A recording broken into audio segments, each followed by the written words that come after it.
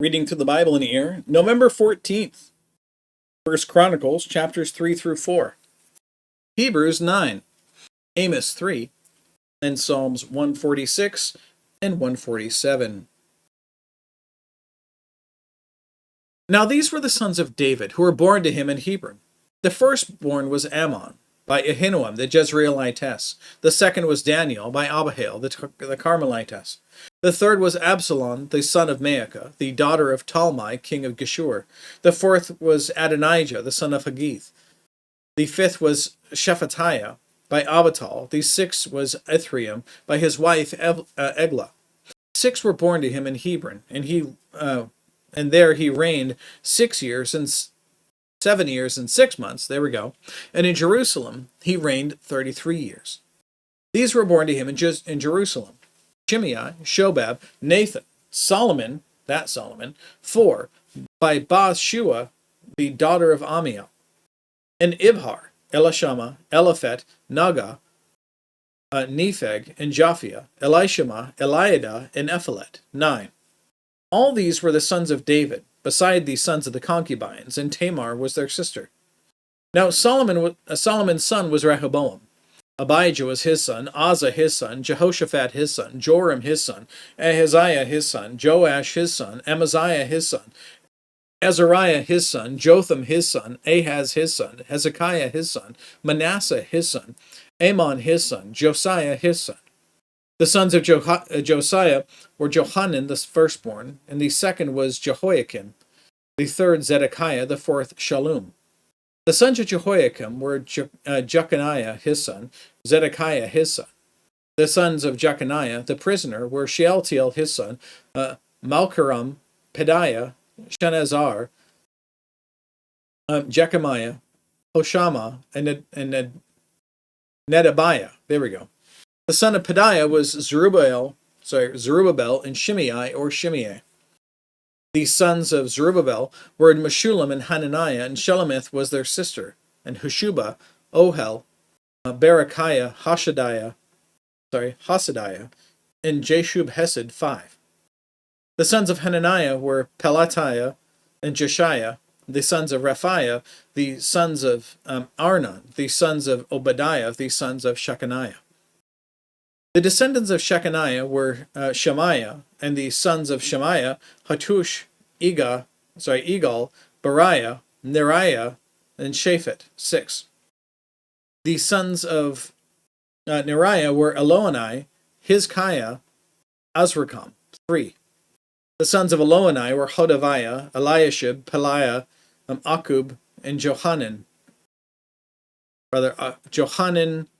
Deliah, and Anani, 7. The sons of Judah were Perez, Hezron, Carmi, Hur, and Shobal. Raiah, the son of Shobal, became the father of Jahath. Jahath became the father of Achumai and Lahad. These were the families of the Zorathites. These were the sons of Etam, Jezreel, Ishma, and Idbash. The name of their sister was Hazelelponi. Got that one first try. That's a hard one for me. Verse 4. Penuel was the father of Gedor, and Ezer the father of Husha. These were the sons of Hur, the firstborn of Ephrathah, the father of Bethlehem. Ashur, the father of Tekoa, had 2 wives, Helah and Naarah. Naarah bore him Ahuzam, Nehefer, Temeni, and Ha'ashtari.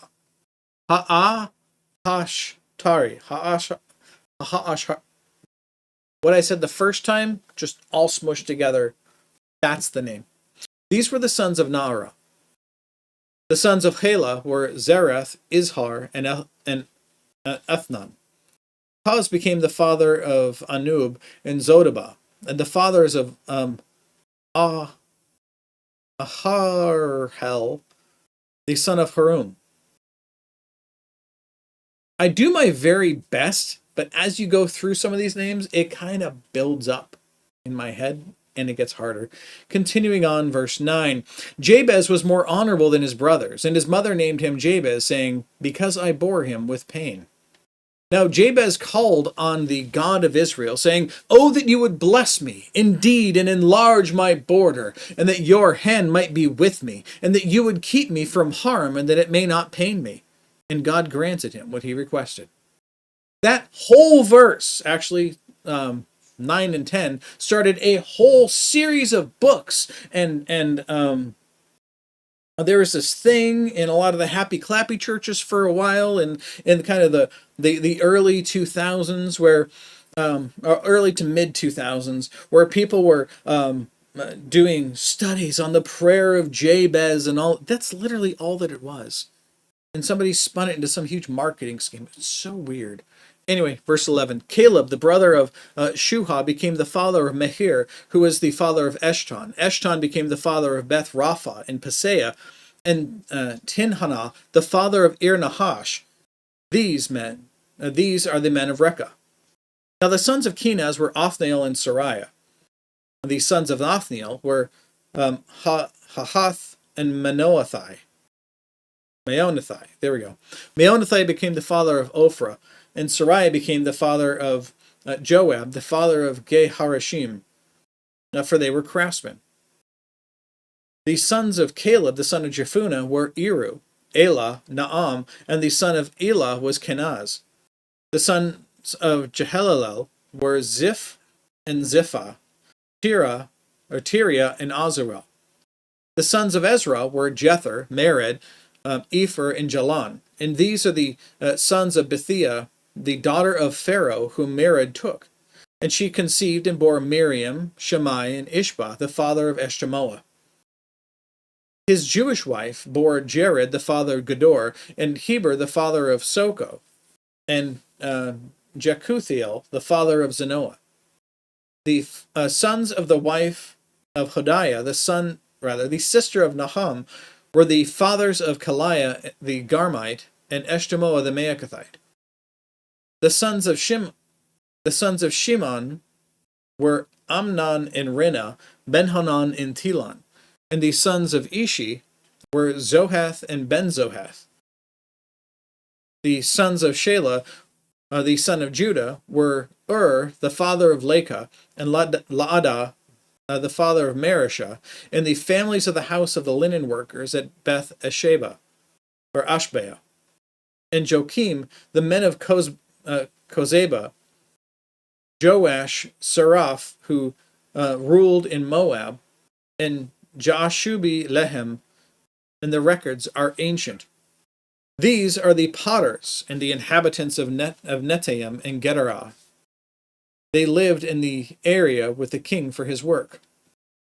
The sons of Simeon were Nemuel and Jamin, Jereb, Zerah, Shaul, Shalom his son, Mibsam his son, Mishma his son. The sons of Mishma were Hamuel his son, Zechar his son, Shemaiah his son. Now Shemaiah had 16 sons and 6 daughters, but his brothers did not have many sons, nor did all their family multiply like the sons of Judah.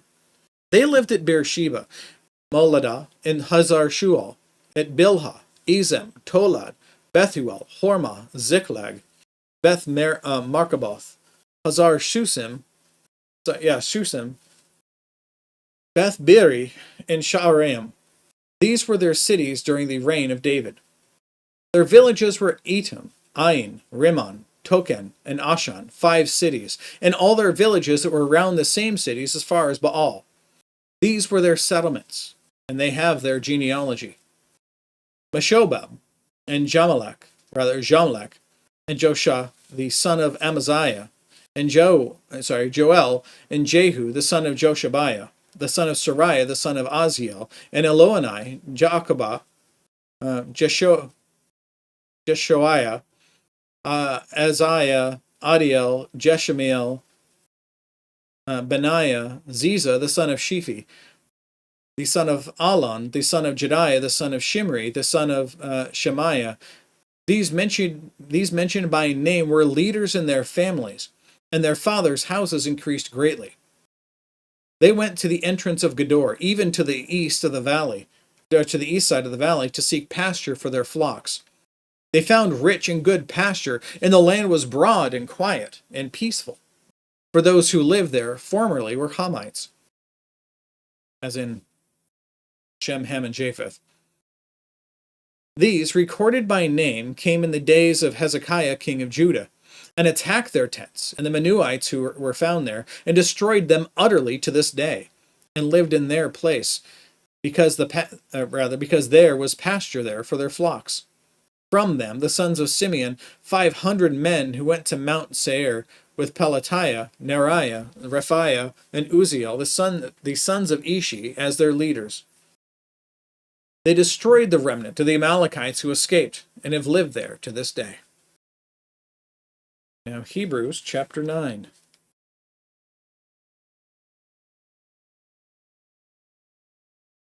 The author of the letter to the Hebrews continues. Now, even the first covenant had regulations of divine worship and earthly sanctuary. For there was a tabernacle, remember, tabernacle, same thing as a tent or a sanctuary.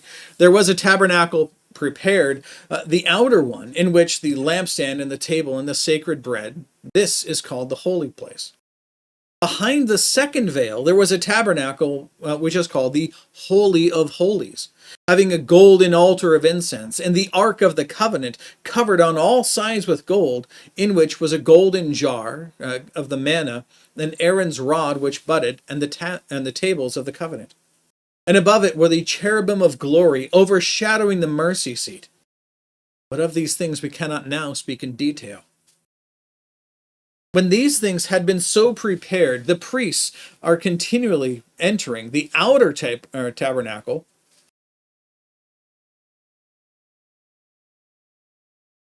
lost my line. There we go.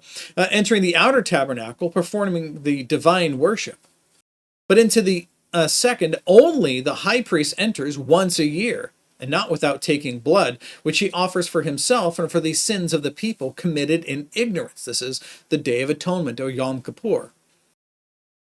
The Holy Spirit is signifying this, that the way into the holy place has not yet been disclosed, while the outer tabernacle is still standing, which is a symbol for the present time. Accordingly, both gifts and sacrifices are offered, which cannot make the worshiper perfect in conscience, since they relate only to food and drink and various washings.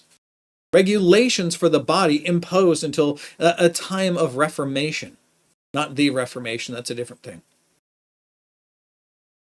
But when Christ appeared as a high priest of the good things to come, he entered through the greater and more perfect tabernacle, not made with hands, that is to say, not of this creation, and not through the blood of goats and calves, but through his own blood.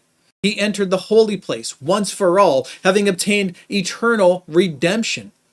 For if the blood of goats and bulls and the ashes of a heifer sprinkling those who have been defiled sanctify for the cleansing of the flesh, much more will the blood of Christ, who through the eternal Spirit offered himself without blemish to God, cleanse your conscience from dead works to serve the living God. Remember the people to whom this is being written. These are people who are considering rejecting Christ in order to go back to these dead works under the Mosaic law, the law that simply signifies that cannot save you. You must trust in the one who was promised to come. Now that Jesus has come, and he was the one who was promised, you must shift your focus to him. Sacrificing no longer will cover you, because the promised one has been delivered, the Mashiach, the Christ of God, the anointed one, coming from God the Father. That is the one who is promised. That is the one who is the Christ. And that is Jesus. Verse 15, for this reason, he, Jesus, is the mediator of a new covenant, so that since a death has taken place for the redemption of the transgressions that were committed under the first covenant, those who have been called may receive the promise of the eternal inheritance. For where a covenant is, there must of necessity be the death of the one who made it. For a covenant is valid only when men are dead. For it is never enforced while the one who made it lives. Again, tons of notes in section Strongly recommend you pause and read through them all. Continuing on. Verse 18. Therefore, even the first covenant was not inaugurated without blood. For when every commandment had been spoken by Moses to all the people according to the law, he took the blood of the calves and of the goats, with the water and the scarlet wool and the hyssop, and sprinkled both the book itself and all the people, saying, "This is the blood of the covenant which God commanded you." The idea is with it being the animal being killed and you being sprinkled with the blood, you're saying, if I fail to keep this commandment, may I be like that animal that was killed. May I be destroyed like that animal was if I fail to keep this commandment. That's how this works. Continuing on. And according to the law, one may almost say, all things are cleansed with blood. Without shedding of blood, there is no. Sorry, I missed a line. Verse 21. And in the same way, he sprinkled both the tabernacle and the vessels of the ministry with blood. And according to the law, one may almost say, all things are cleansed with blood. Without the shedding of blood, there is no forgiveness. Therefore, it was necessary for the copies of the things in the heavens to be cleansed with these. But the heavenly things themselves are but the heavenly things themselves with better sacrifices than these. For Christ did not enter a holy place made with hands, a mere copy of the true one, but into heaven itself. Now to appear in the presence of God for us. Nor was it that he would offer himself often, as the high priest enters the holy place year by year with blood that is not his own. Otherwise, he would have needed to suffer often since the foundation of the world. But now, once at the consummation of the ages, he has manifested. He has been manifested or revealed to put away sin by the sacrifice of himself. And inasmuch as it is appointed for men to die once, and after this comes judgment, so Christ also, having been offered once to bear the sins of many, will appear a second time for salvation without reference to sin to those who eagerly await him. Now, Amos chapter 3.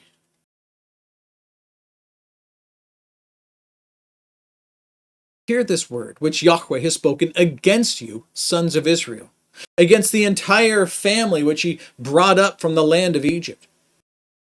You only have I chosen among all the families of the earth. Therefore I will punish you for all your iniquities. Do two men walk together unless they have made an appointment? Does a lion roar in the forest when he has no prey? Does a young lion growl from his den unless he has captured something? Does a bird fall into a trap on the ground when there is no bait in it? Does a trap spring up from the earth when it captures nothing at all? If a trumpet is blown in a city, will not the people tremble? If a calamity occurs in a city, has not Yahweh done it? Surely the Lord Yahweh does nothing unless he reveals his secret counsel to his servants, the prophets. A lion has roared, who will not fear? The Lord Yahweh has spoken, who can but prophesy? Proclaim on the citadels in Ashdod and on the citadels in the land of Egypt, and say, assemble yourselves on the mountains of Samaria, and see the great tumults within her, and the oppression in her midst. They do not know how to do what is right, declares Yahweh. Those who hoard up violence and devastation in their citadels. Therefore, thus says the Lord Yahweh, an enemy, even one surrounding the land, will pull down your strength from you, and your citadels will be looted. Thus says Yahweh, just as the shepherd snatches from the lion's mouth a couple of legs or a piece of an ear, so will the sons of Israel, dwelling in Samaria, be snatched away with the corner of a bed, with the corner of a couch. Hear and testify against the house of Jacob, declares the Lord Yahweh, the God of hosts. For on the day that I punish Israel's transgressions, I will also punish the altars of Bethel. The horns of the altar will be cut off, and they will fall to the ground. I will also smite the winter house together with the summer house. The houses of ivory will also perish, and the great houses will come to an end, declares Yahweh. Making sure we pull up all the notes here for you. There we go. Including today in Psalm 146 through 147.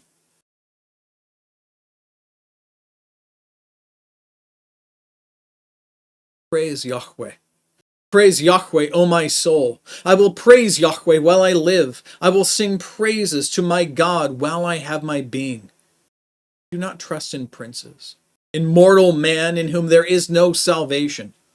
His spirit departs. He returns to the earth. In that very day his thoughts perish. How blessed is he whose help is the God of Jacob, whose hope is in Yahweh his God, who made heaven and earth, the sea and all that is in them, who keeps faith forever, who executes justice for the oppressed, who gives food to the hungry. Yahweh sets the prisoners free. Yahweh opens the eyes of the blind. Yahweh raises up those who are bowed down. Yahweh loves the righteous. Yahweh protects the strangers. He supports the fatherless and the widow, but he thwarts the way of the wicked. Yahweh will reign forever. Your God, O Zion, to all generations. Praise Yahweh. Psalm 147. Praise Yahweh. For it is good to sing praises to our God, for it is pleasant, and praise is becoming. Yahweh builds up Jerusalem. He gathers the outcasts of Israel. He heals the brokenhearted and binds up their wounds. He counts the number of the stars, and he gives names to all of them. Great is our Lord and abundant in strength. His understanding is infinite. Yahweh supports the afflicted. He brings down the wicked to the ground. Sing to Yahweh with thanksgiving. Sing praises to our God on the lyre, who covers the heavens with clouds, who provides rain for the earth, who makes grass to grow on the mountains. He gives to the beast its food, and to the young ravens which cry. He does not delight in the strength of the horse. He does not take pleasure in the legs of a man. Yahweh favors those who fear him, those who wait for his loving kindness. Praise Yahweh, O Jerusalem. Praise your God, O Zion, for he has strengthened the bars of your gates. He has blessed your sons within you. He makes peace in your borders. He satisfies you with the finest of the wheat. He sends forth his command to the earth. His word runs very swiftly. He gives snow like wool. He scatters the frost like ashes. He casts forth his ice as fragments. Who can stand before his cold? He sends forth his word and melts them. He causes his wind to blow and the waters to flow. He declares his words to Jacob, his statutes and his ordinances to Israel. He has not dealt thus with any other nation. And as for his ordinances, they have not known them. Praise Yahweh. That's it. That's all the reading and all of the notes for today. God willing, we'll be back tomorrow. Behold, the word of the Lord.